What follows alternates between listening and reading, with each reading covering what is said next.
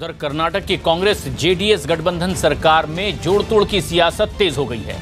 राज्य में तेजी से बदलते सियासी हालात के बीच कर्नाटक के मुख्यमंत्री एच.डी. कुमारस्वामी ने दावा किया है कि मीडिया से दूर कांग्रेस विधायक उनसे लगातार संपर्क में हैं। सीएम ने यह भी दावा किया है कि कांग्रेस के विधायकों से वो बातचीत भी कर रहे हैं और जल्द ही मुंबई गए सभी विधायक कर्नाटक लौट आएंगे। हालांकि बीजेपी ने दावा किया कि कर्नाटक सरकार से इस्तीफा देने वाले 2 निर्दलीय विधायकों के साथ कांग्रेस के 6 विधायक मुंबई में एक होटल में रुके हुए हैं। वहीं कर्नाटक में कांग्रेस ने बैठक करके बीजेपी के दावों को खारिज कर दिया है।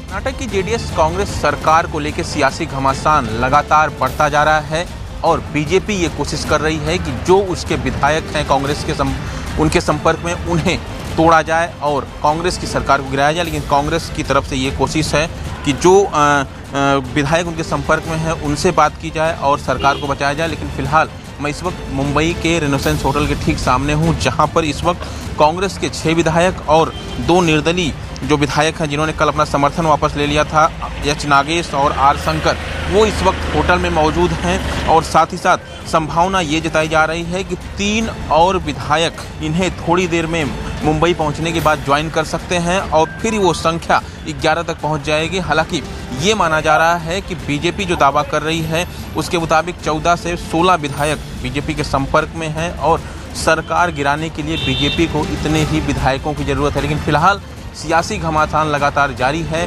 डी शिवकुमार जो कल मुंबई पहुंचने वाले थे वो आए नहीं, उन्होंने सारा प्रोग्राम कैंसिल कर दिया। रात में संजय निरुपम के आने की संभावना जताई जा रही थी लेकिन उनका भी कैंसिल हो गया।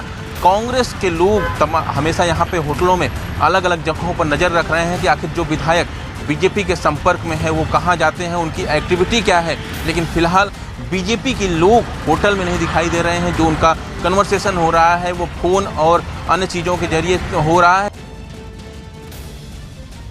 मोदी जी की सरकार एमएलए को तोड़ फोड़ के सरकार बनाने की कोशिश कर रही है। एमएलए को डराना, धमकाना और इनकम टैक्स का डर बताना, एनफोर्समेंट डायरेक्टर का डर बताना और जितने भी संस्थाएं उनके पास है, चाहे वो सीबीआई हो, सीवीसी हो, ऐसे संस्थाओं का डर बता के लोगों को अपने कब्जे में लाने की कोशिश कर रहे हैं। हमारे सारे 118 एमएलए इंटैक्ट है।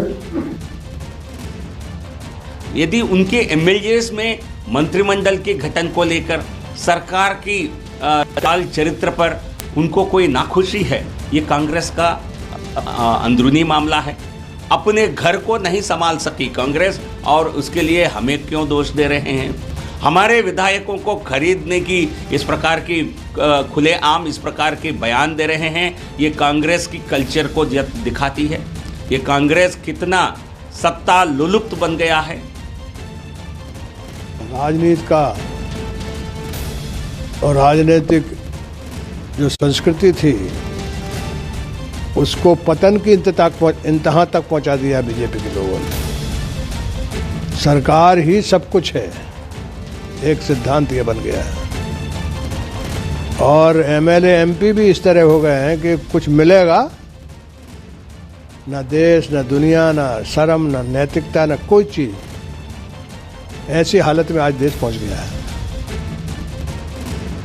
इसके जिम्मेदार हमारा बीजेपी के नेशनल प्रेसिडेंट अमित शाह है और नरेंद्र मोदी जी, क्योंकि कर्नाटक में किसी भी तरह से हमारा गवर्नमेंट को गिराने के लिए उनका एक षड्यंत्र था। इसीलिए बीजेपी के पूरे एमएलए हरियाणा में क्यों उधर रखा है।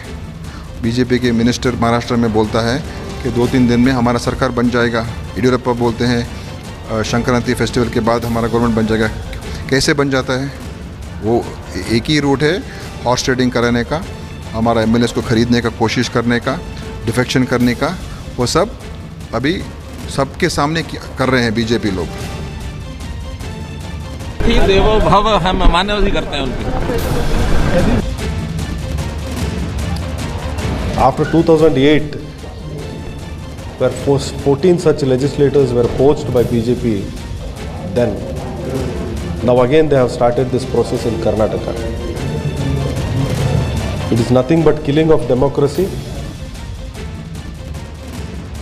कांग्रेस के कुछ विधायक मुंबई में मौजूद हैं, उसको लेकर बीजेपी पर सीधा आरोप लगाया है। कांग्रेस ने कहा है कि भ्रष्टाचार से जो पैसे कमाए हैं बीजेपी ने, उनका इस्तेमाल किया जा रहा है इन विधायकों को खरीदने के लिए। क्या कहेंगे आप? देखिए, हमारे लोकतंत्र की एक कमजोरी ये है कि जब कभी किसी राज्य की सरकार का निर्माण होता है तो उस समय अगर क्लियर मेजॉरिटी नहीं होती तो ये सारा खतरा हाउस ट्रेडिंग का हो जाता है कि अगर मैजिक फिगर नहीं है किसी पार्टी के पास या किसी ग्रुप के पास तो इधर उधर सब होने लगता है और एंटी डिफेक्शन लॉ वगैरह को भी मात करके ये सरकारें बनाने की कोशिश की जाती हैं, जो उचित नहीं है। अब आज की परिस्थिति जो कर्नाटक में बनी है कि 2 इंडिपेंडेंट एमएलए को तोड़ दिया गया, जो सरकार को सपोर्ट कर रहे थे उन्हें वहाँ सरकार से सपोर्ट वापस लेना। ये कौन कर सकता है? ये कांग्रेस या जेडीएस तो नहीं कर सकती, जाहिर है ये बीजेपी ने किया है काम। तो ये यहीं से शुरू हुआ है मामला कि जब 2 एमएलए को आपने तोड़ दिया, हालांकि अब भी उनके पास मैजिक फिगर के ज़्यादा 2-3 लोग हैं, मगर अब कांग्रेस के विधायकों को भी तोड़ने की कोशिश कर रही है, पैसों की लालच में डरा धमका कर, बहला फुसला कर, या जो भी गैर कानूनी तरीका है उसके ज़रिए।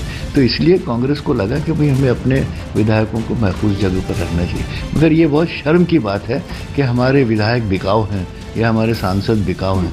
और ये लोटस ऑपरेशन जो है, मुझे तो लगता है कि जब खिला था 2014 में ये फूल, तब तो बड़ा महक रहा था, लेकिन अब वो मुरझा चुका है और अब इस कदर मुरझा चुका है कि उसको अब डस्टबिन में रखने की आवश्यकता है और सिर्फ कीचड़ रह जाएगा जहां कमल खिलता है।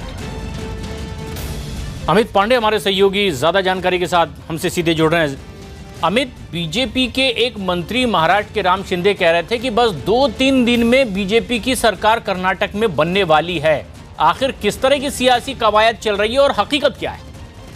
देखिए, हकीकत ये है कि जितने भी बीजेपी के विधायक हैं वो फिलहाल गुड़गांव में अभी इकट्ठा है और उनको केंद्रीय नेतृत्व के इशारे का इंतजार है। और जहां तक केंद्रीय नेतृत्व की बात है, उन्होंने ये साफ कर दिया कि जब तक उनके पास पर्याप्त नंबर नहीं होंगे सरकार बनाने की दिशा में, वो अगला कदम नहीं उठा रहे हैं। तो बीजेपी का खेमा इस वक्त इंतजार कर रहा है कि 2 निर्दलियों के अलावा कितने जो और कांग्रेस के असंतुष्ट विधायक हैं वो सामने आए, ताकि वो अपने पाले में उनको मिला सके और उसके बाद ही वो आगे का कोई कदम बढ़ा सके। फिलहाल सबसे जरूरी चीज है केंद्रीय नेतृत्व को, जो कि है वो पर्याप्त संख्या बल उनको चाहिए। शुक्रिया।